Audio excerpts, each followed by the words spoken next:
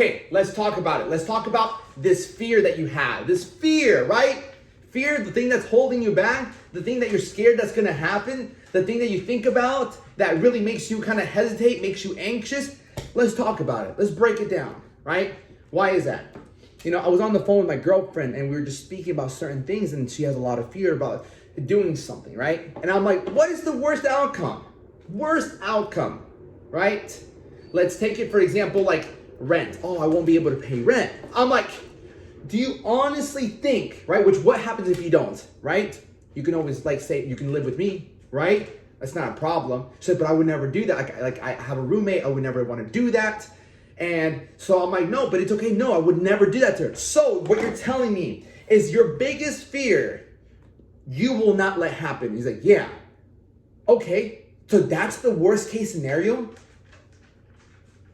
I need you to really look at your worst case scenario. When I moved out here to Miami, right? I said, I'm gonna move out here. I'm gonna find a way to make it work, right? I was making a good amount of money, right? I moved out here, my rent doubled, right? Went from $1,500 a month to $3,000, all right? And so I'm like, well, why do I can't make the payments? A lot, I've never had that. Well, I will find a way. Worst case scenario, say I'll have to borrow some money. Worst case scenario, they evict me and I move to my brother's house, my mom's house. Like worst case scenario, worst case scenario. Am I really gonna be homeless? I have a car. I can at least sleep in my car. Worst case scenario, sleep in my car. I shower at the gym. I can afford a $30 gym membership, right? So cool. I get pay my car. All right, cool. What am I gonna eat? I can eat tuna. I can eat packets of salmon. That's $3. I can have a whole day of eating, right? For 10, 15 bucks. A whole day of eating, right? So that is the worst case scenario. That's my biggest fear. Okay, I'm gonna send it. So really, what is your biggest fear? I'm trying to get you to really understand this fear. Oh, well, like, I'm scared people are gonna judge me. And someone says something to you, what's gonna happen? Are you gonna die? Really? Like, honestly, oh, like, look, you're small. Okay, like, well, like, leaders don't criticize people. Only people who are self-conscious, only people who lack self-esteem will criticize other people. Right? So if you can refrain that, like, I want to go to the gym, but like I'm scared, like I'm gonna fail, I'm scared I'm gonna hurt myself. I'm like, so then if the worst case scenario is hurting yourself, like how did you avoid that? Go really light. Go really light. Go really light until you better the form. Shit, maybe like ask someone, hey, like you see someone doing something, like, hey, can you kind of show me how you do that? Worst case scenario, they say no. And then you'll feel a little hurt. Okay, well, guess what? Hurt equals pain equals growth. No pain, no gain. Leaving your job. There was a time where I was working at a gym, working there, and I was just done with it. I was there as a trainer for 4 years. We had merged with a new company. I didn't like the owner, right? It was my mentor who's been coaching me for 3 years. We merged with a new company. The other guy didn't like me. He's like, I don't like this guy. Why do you like this guy so much? Ian, he's just been one of my best employees, I bet. And so I started half-assing it, whatever, right? And at that point, I'm like, yo, I don't want to be here. And eventually, what happened? Worst case scenario happened. I got fired, right? They brought me into the office. Alex, come to the office. My mentor wasn't even there, right? He's like, hey, Alex, one of the training guys. He's like, hey, Alex, just want to say, like, we'll no longer need your service here. I'm like, hey, not a problem. Shake hand, thank you for everything. Bounced. I'm like, here we go. I was 24. I'm like, here we go. Entrepreneurship. Let's fucking go. And I left with a smile. And I'm like, okay, time to go hustle. Time to go get my own people. I can train them. I can train them at a park. I can make it work, right? So the worst case scenario when it came to my job, well, how am I going to afford my bills? Well, I better go do what I was doing, but now do it for myself, right? They were getting me the clients. I'm a great trainer, so I'm just going to do it myself, right? Another case scenario, right? My girlfriend wanted to move to Gainesville, right? At the moment, 24 years old, say, hey, I'm going with or without you. Bet. I'm like, I have some clients, I'm making decent money. I'm just gonna drop my clients and move over there. I have no job. I know I have a place to live, you know, but I have nothing. I'm just gonna pick up and go. Okay, like worst case scenario, I just move, I'll go and I'll move back home, right? Worst case scenario, I move to a new town where my buddies are living. and I can't make it work, I'll just move home. Worst case scenario, send it.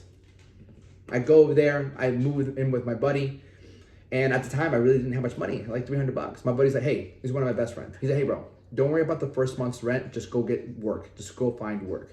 I get there, I start talking to some friends, I find a valet job. So now I find a valet job and I'm making cash. That way I don't have to go through the 2-week process. Perfect. Get my cash, make my money, make my rent.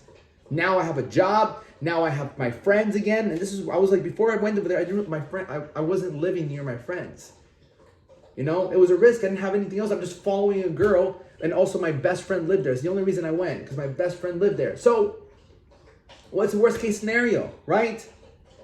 Another situation, I started running up my personal training business over there in Gainesville. Started training people at the park, and it started raining. Started raining. I'm like, I need to get a place. I can't train my people because it's fucking raining. And so then I started looking for shops. It's $2,000 a month, $3,000 a month, $2,000 a month, 12-month lease. I couldn't find it. And then eventually I found a storage unit that allowed me to bring in clients. And so I was like, how much is it? It's month to month, right? I'm making about $4,000 a month right now. It's month to month, $600. And now I'm paying rent. Rent's $500. Now it's $600. Now I'm gonna have $1,100 worth of rent, right? I'm making about $4,000 a month.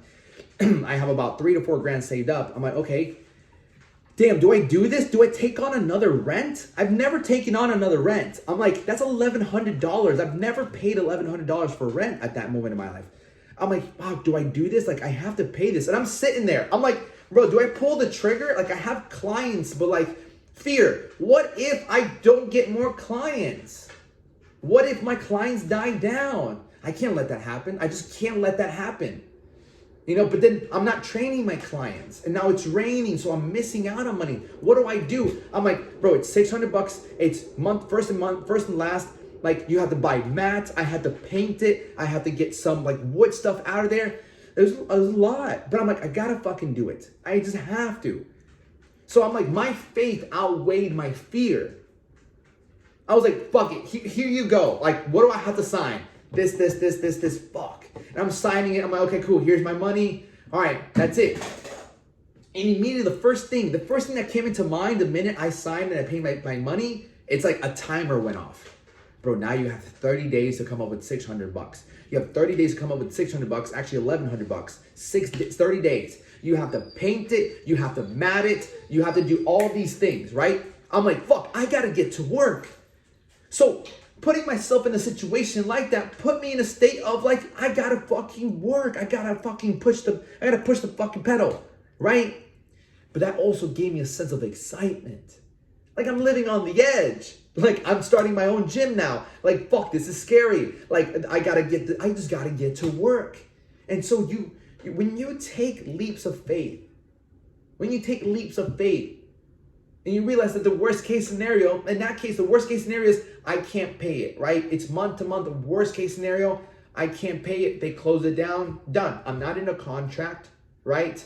It's $500 or $600. I'm like, okay, cool. I can't pay it, done. And then I just go back to training people at the park. Is that really the worst case scenario? I gave it a shot. I tried to run a gym and I just couldn't. So I just go training my people at a park again. That's the worst case scenario. Go. I need you to really look at your worst case scenario and really think, I'm like, is that really the worst thing that can happen? How bad is that? And when you look at how bad it can really be, say going to the gym, right? Like, oh, what if the entire gym laughs at you? Is that really gonna happen? No. What if you go there and like people look at you? Well, are you gonna die? No. And 9 out of 10 times you'll go there, you'll work out, people won't even look at you and you realize nobody looked at me. Everyone's kind of doing their own thing. Guys, like, look at the worst case scenario and realize that it's not that bad. It's not. Like, feed off of faith, not fear. And you'll realize how much further you're willing to go and how silly your fears really are.